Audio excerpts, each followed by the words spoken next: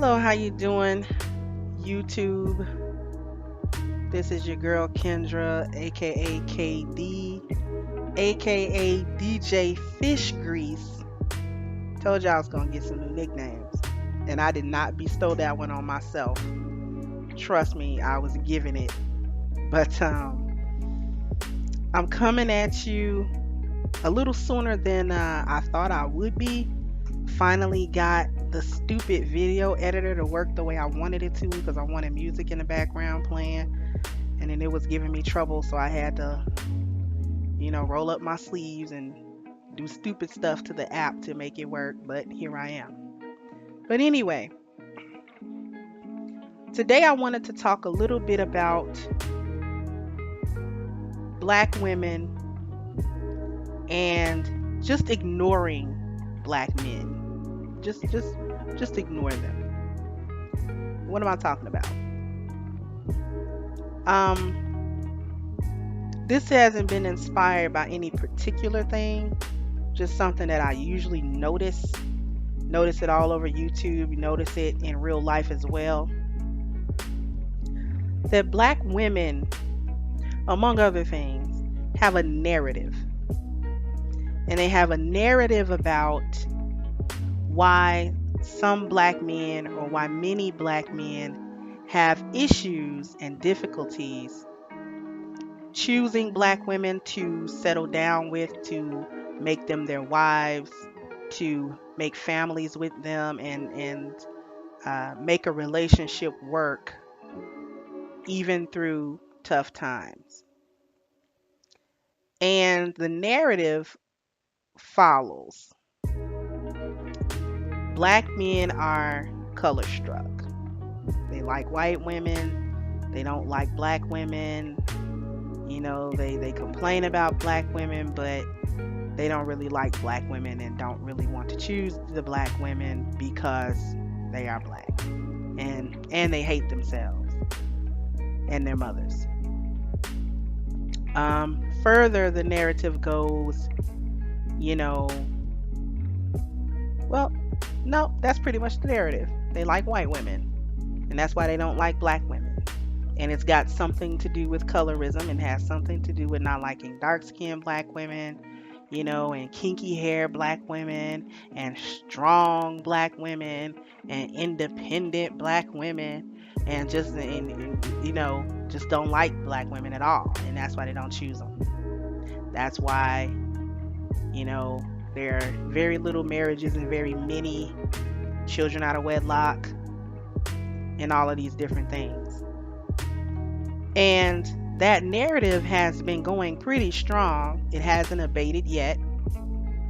And it's been going strong even in the face of black men coming out more and more to say for themselves exactly why they have the difficulty that they do when it comes time to choose a wife, when it comes time to settle down and choose to build a family with a woman, that they have difficulty choosing black women. Some of them so much so that they are willing to go outside of the race, be that a white woman or a Mexican woman or whatever, an Asian, whatever, doesn't matter. And so this is where ignoring black men comes in, because if the men give you a reason or a list of reasons why they're having such difficulty, and you shoo that reason away in favor of the narrative that you have created for yourself, which puts the blame on them and the onus on them,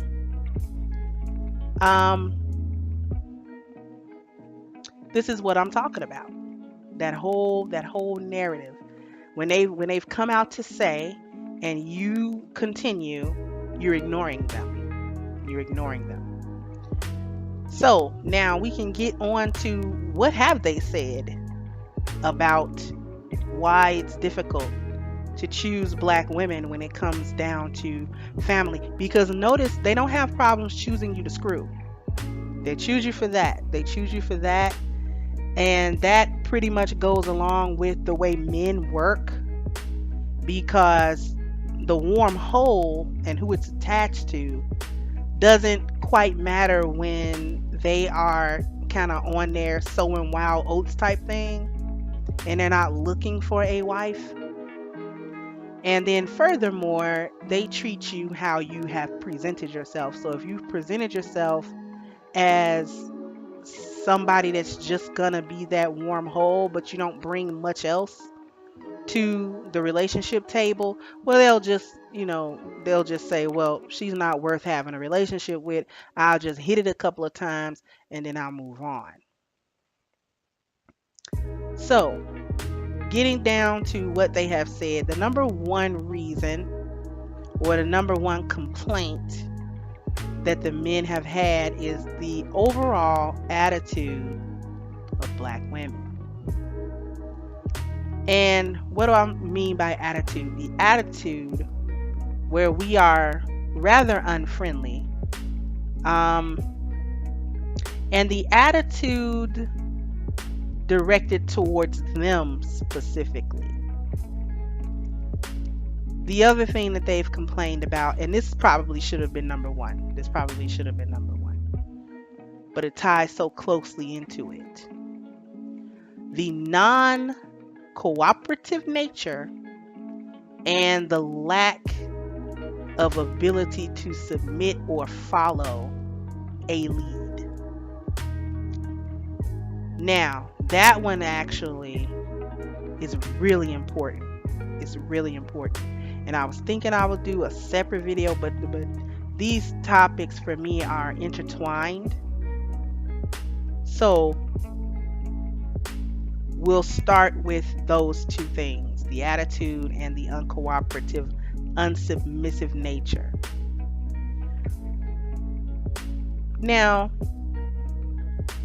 being who I am, growing up in the hood, in the dirty hood, there is a level of callousness that you need to have, even if you are a female. Because if you are too nice, too accommodating, too amicable, it's easy to target you as a soft target for being bullied if you're younger, or just being harassed either by the other women, or even sometimes the men. So you learn early when you live in the hood to put your hood face on. Put your mean mug on. Walk down the street, kind of got a mean mug, people, so they'll know don't bother you. You don't want to be bothered, and you don't want to be approached. Now, I'm the master of a mean mug. I mean mug the hell out of somebody. I'm rather unsociable. Like, I don't really like socializing. Pretty much an introvert. However, I do find myself in these past few years being more mindful about that mean mugging and that aura when I am interacting with black men. And the reason that I have switched it up and I soften when I'm around black men is because even though I'm not flirting with those men, I'm not going to try to have a relationship with those men, we're not going to have any sex or anything. We might speak to each other and then that's it. Because I'm talking about in passing, or taking an Uber and the driver happens to be a black man. You go to the store and your cashier happens to be a black man. Or just chance encounters when you are out and about. And I've learned to soften. And the response has been awesome pretty much all the time. And I do that because we as black women have a stereotype that is attached to us.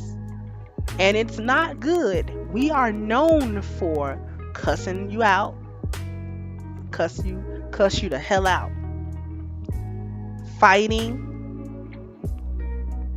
being rude or crass,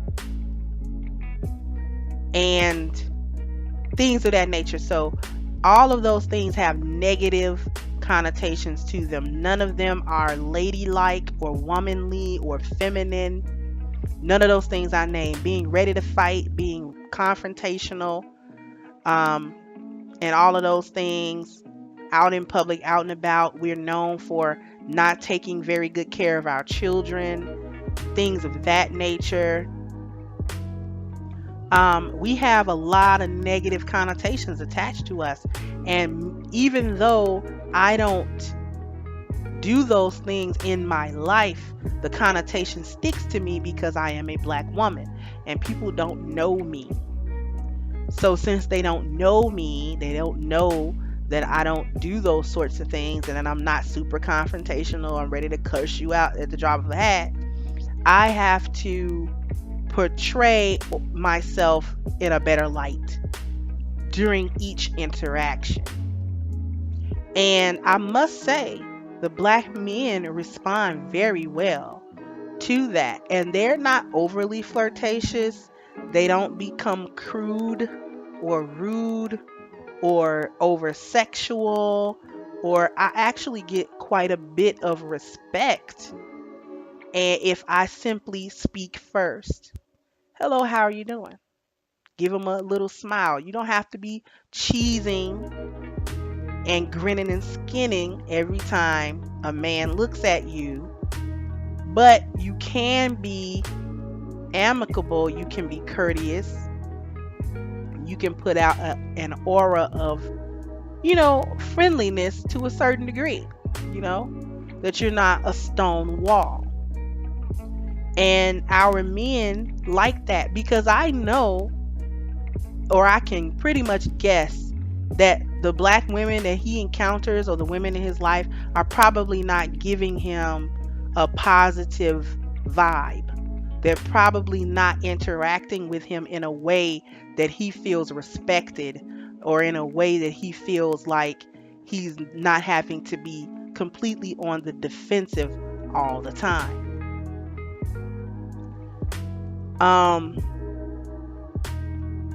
So that's with the attitude.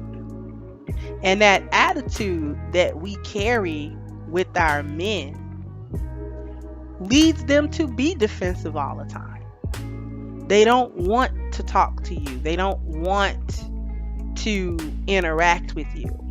And this might be why they are more readily to interact with a whore, with the known whores, because at least she's a whore. At least you know you can get one thing out of her. You can approach her for that if you can't approach her for anything else.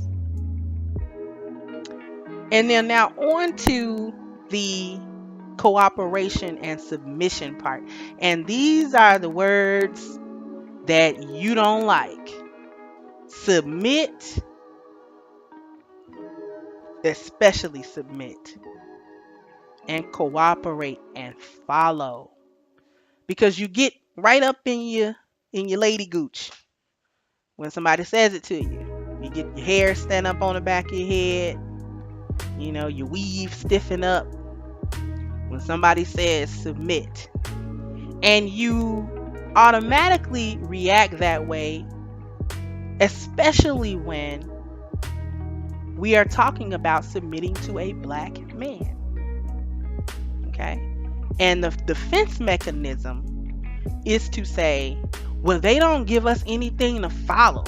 How he gonna lead me? He's not even being a man. As if you know how to be a man. You don't even know how to be a woman. We'll get to that in another video. You don't know how to be a woman.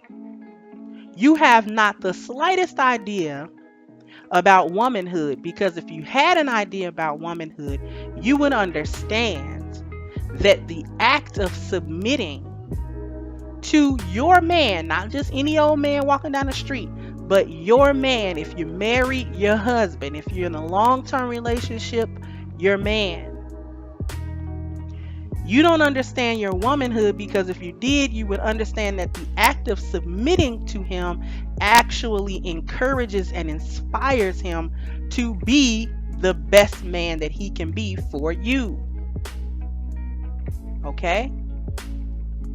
But you're too busy trying to force him to be the man you want him to be, or you think he should be, or give you what you think you deserve, or what you think he owes you, or something like that. It's always some cockamamie bullshit that you think. And I know you don't like what I'm saying. I really don't care, but you need to hear it. And you need to hear it from another female, because these men are telling you and you're ignoring it. The act of submission in a marriage or a long-term relationship on the part of the woman encourages a man to do that which he is driven to do anyway as a man, and he'll do it without resenting you for trying to force him to do something that he does not want to do for you. I was married 2 decades, successfully and happily. Okay? And I say was married because I am now a widow. But I practice the art, and it is an art form, of submission. And I'm not particularly a submissive woman. I don't, bow down and kowtow and stuff like that. However, I do understand that you get, why are you trying to force or get something through force that you can get through ease? Because when men are met with resistance, their first instinct is to fight it. Okay? When men are met with resistance, their first instinct is to fight. They do not want to submit. They do not want to give in. They want to fight. And when you are busy arguing with your man, everything he does is wrong, everything is stupid, he wants to fight. And I don't necessarily mean physically, sometimes that too, because your mouth is crazy and you like to hit something. I know some of y'all like to hit, but I'm not really talking about that. He's gonna buck against what you're talking about. If you argue at him about not coming home at night or what time he comes home, guess what he's going to do? He's gonna not come home, if nothing more than to spite you for arguing at him about not coming home. He doesn't have to. You can't make him. Your nagging and arguing actually does the opposite of what you think it should do. Because you'll be arguing about him and, well, what bitch is you with? And he'll stay gone, and you know what he'll be doing? Somewhere sitting in his car. That's what he'll be doing. Somewhere sitting somewhere, not talking to nobody really. Might hang out with his friend if he got a couple of friends. He don't really be with a bitch. He don't gotta be with another woman. Just away from you. Why is he getting away from you? Because you don't cooperate, you nag, you argue. You don't want to talk, you want to argue. You don't want to communicate with him. You want to make him do what you want him to do. And any man worth the salt going bread not gonna let you do that shit. He's not going to allow it. There's gonna be a part 2 to this. I can feel it coming, because I'm heating up grease, and I don't know if I got enough time to really say what I want to say in one sitting. But I'll round this particular one off with this, and yeah, it's probably gonna be a part 2 to this one. You're gonna have to learn how to submit, ladies. This is why you can't keep your man. This is why he won't stay. No matter how many kids you shit, he's not gonna stay because of you. Part 2 coming up.